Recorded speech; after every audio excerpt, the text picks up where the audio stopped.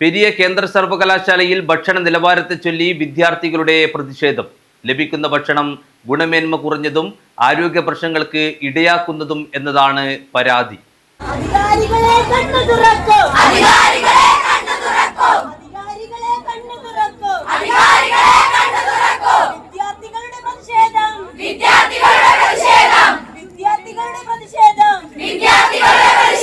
കേന്ദ്ര സർവകലാശാലയിൽ ഭക്ഷണ നിലവാരത്തിനെതിരെ വിദ്യാർത്ഥിനികളുടെ പ്രതിഷേധം.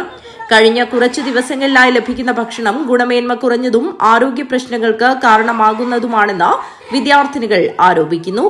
ഹോസ്റ്റൽ മെസ്സിൽ നൽകുന്ന ഭക്ഷണത്തിൽ ശുചിത്വക്കുറവും രുചിയില്ലായ്മയും ആവർത്തിച്ചുണ്ടാകുന്ന ഗുണനിലവാര പ്രശ്നങ്ങളും ശ്രദ്ധയിൽപ്പെടുത്തിയിട്ടും അധികൃതർ ആവശ്യമായ നടപടികൾ സ്വീകരിച്ചില്ലെന്നാണ് വിദ്യാർത്ഥിനികളുടെ പരാതി.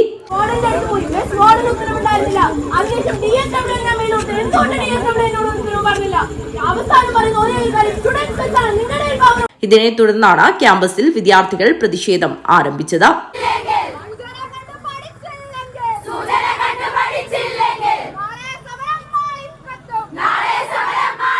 പ്രധാന കവാടത്തിന് പുറത്ത് ദേശീയപാതയോരത്ത് കുത്തിയിരുന്നായിരുന്നു വിദ്യാർത്ഥികളുടെ പ്രതിഷേധം.